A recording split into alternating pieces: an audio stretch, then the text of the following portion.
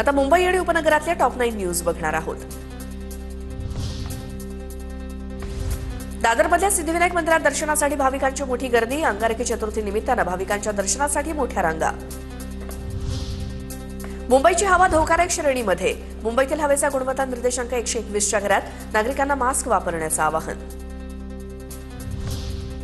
मुंबईत हवा प्रदूषणाला कारणीभूत ठरलेल्या 557 बांधकामांना करणे दाखवा नोटीस। तर आतापर्यंत 233 ठिकाणी बांधकाम थांबवण्याचे निर्देश।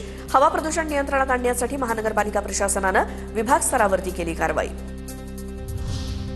पश्चिम रेल्वे मार्गावरती आज आणि उद्या 215 लोकल रद्द। कांदिवली ते बोरिवली दरम्यान 6व्या मार्गाच्या बांधकामासाठी पश्चिम रेल्वेवरती ब्लॉक। प्रवाशांचा खोळंबा होण्याची शक्यता। दिवा सावंतवाडी एक्सप्रेसच्या वेळेत 12 जानेवारीपासून बदल होणार। या निर्णयानुसार ट्रेन क्रमांक 10105 आणि 10106 या गाड्यांच्या वेळा प्रीपॉन करण्यात आल्या असून नव्या वेळापत्रकानुसार दिवा सावंतवाडी एक्सप्रेस रोहा स्थानकावरती सकाळी 8:50 ते 8:55 या वेळेत थांबेल। नवी मुंबईमध्ये 1ली ते 5वी पर्यंत शिक्षण झालेले 20 उमेदवार निवडणुकीच्या रिंगणात। तसंच 36 वकील, 16 अभियंते, 6 डॉक्टर्स निवडणुकीत नशीब आजमावणार।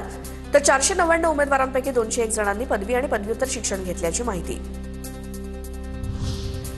वर्षभरात 8000 नव्या बसेस दाखल करण्याची निविदा तातडीनं पूर्ण करा। परिवहन मंत्री प्रताप सरनाईक यांचे निर्देश। परिवहन महामंडळाचे अखर्चित 1600 कोटी रुपये परत जाण्याच्या भीतीमुळे निर्णय। मुंबईतील एल्फिन्स्टन पुलामुळे बाधित होणाऱ्या 2 इमारतींमधील रहिवाशांना नवी घरं मिळणार। MMRDA रहिवाशांना घरांचं वाटप करण्यात येणार।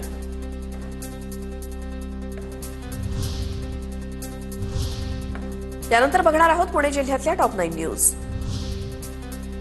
पुण्यात श्रीमंत दगडूशेठ हलवाई गणपतीच्या दर्शनासाठी रांगा। अंगारकी चतुर्थी निमित्तानं पहाटेपासूनच भाविकांची मोठी गर्दी। पोलिसांचा मोठा बंदोबस्त तैनात। पुणे गर्भवती महिलेच्या मृत्यू प्रकरणाबाबत दीनानाथ मंगेशकर रुग्णालयाच्या 11 विश्वस्तांवरती फौजदारी कारवाई। सहधर्मादाय आयुक्त कार्यालयाकडून शिवाजीनगर न्यायालयात खटला दाखल। पुण्याचे माजी खासदार सुरेश कलमाडी यांचं निधन। वयाच्या 82व्या वर्षी घेतला अखेरचा श्वास। आज संध्याकाळी कलमाडींवर अंत्यसंस्कार होणार। राज्यात अवयवदानात पुणे आघाडीवर। गेल्या वर्षी 79 जणांचं मरणोत्तर अवयवदान तर 207 गरजू रुग्णांना नवजीवन। पुण्याच्या भोरमधील मोहरी गावात 1111 रोपांचं वृक्षारोपण। आंतरराष्ट्रीय Pune grand challenge tour cycle स्पर्धेच्या पार्श्वभूमीवर लोकवर्गणीतून वृक्षारोपण करण्यात आलं।